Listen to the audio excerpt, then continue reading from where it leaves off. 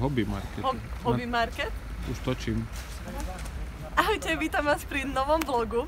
Dnes začíname špeciálne vonku, lebo ideme do jedného nemenovaného hobby marketu, kde ideme nakúpiť veci, pretože Daniel mi ide vyrobiť kozmetický stôl. Tak vás pozývam v tomto vlogu do tohto DIY podvečera piatkového.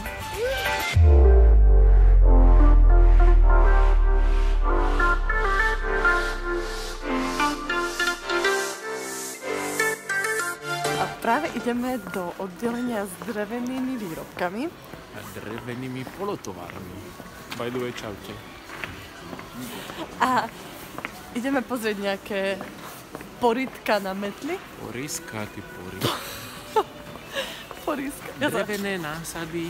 Ja sa v týchto odborných materiálnych veciach veľmi nevyznám. Predsa nie je to oblečenie.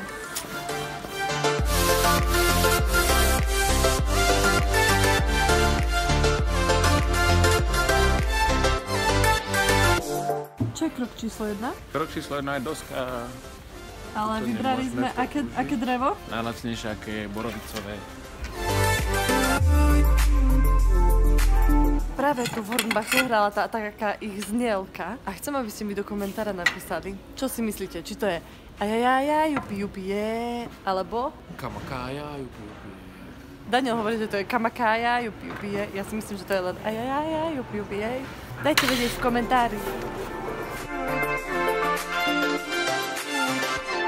Ďalší bod sú LK. Vybrali sme také a také. A potrebujeme vlastne na čo tie LK? Na ten stolik, ne? Konečne som našla nejakú fashion. Čo ja viem, nič moc.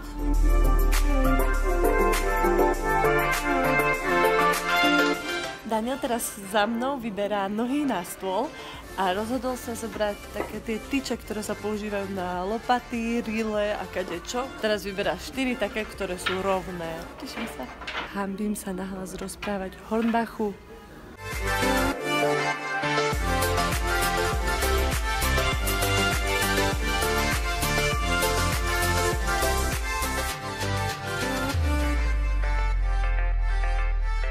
Ahojte, tak dnes je sobota, my sme sa na vyrábanie stola potrebovali trochu vyspať, lebo ja som sa v Hornbachu úplne tak unavila, že už sa mi nič nechcelo robiť. Ale máme tu veci, ktoré sme kúpili na to vyrábanie stola a idem vám ukázať, čo všetko to obsahuje. Celý nákup a materiál nás stal 700 korún, čo je úplne super cena podľa mňa. Potrebujeme nejakú dosku, táto má 120 cm a dali sme ju prerezať na polovicu v Hornbachu. Toto sú poryská na lopaty, kúpili sme 4, lebo veď stôl má 4 nohy. Potom potrebujete vrtačko, šrubovačku. Potom potrebujete takéto L-ka. Potrebujete 4 malé a 4 väčšie. Potrebujete tiež aj meter, potrebujete vrták, pretože si urobíme také tie diery do tých dosiek pomocou vrtáka. Potrebujete nejaké, jak sa to volá? Šrúbky. Tu sú nejaké tie náradia. V tom sa ja veľmi nevyznám. Potrebujete aj frézu. Na čo slúži fréza? To si vygooglíte. Na frézovanie. Na frézovanie. Fréza slúži na frézovanie. Fréza slúži na frézovanie. Vrtačka slúži na vrtanie. Vrtačka slúži na vrtanie. A potom, keďže to bude kozmetický stolík, kde sa budem ja maľovať, potrebujeme nejaké zrkadlo. Ja mám toto krásne, ktoré mi vyrobil Daniel. Je vlastne z orechovej dyhy. A ešte aj takto celé dookola svieti. Ale môžete si tam dať hociaké iné zrkadlo. To je všetko a ide sa makať.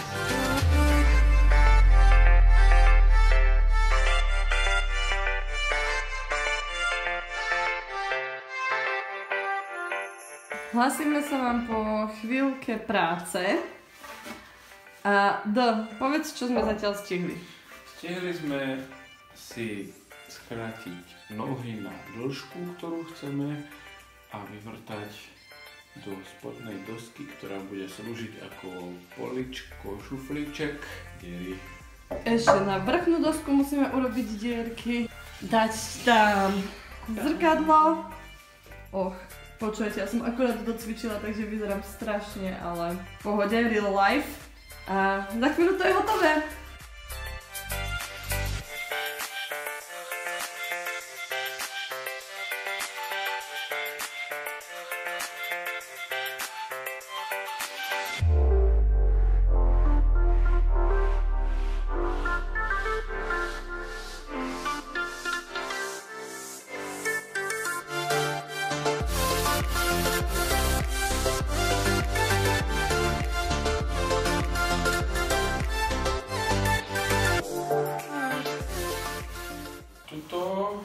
tuto sme navrtali LK, na ktorých to celé vlastne drží.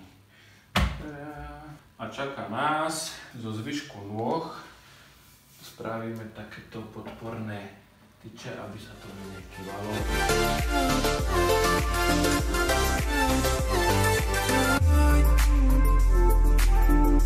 Zabudli sme vám medzi časom točiť vlog. Tu sa dorobili také opierky na zrkadlo. Oni idú až takto dole. Potom tu sú dve takéto opierky. A toto je už hotový stôl.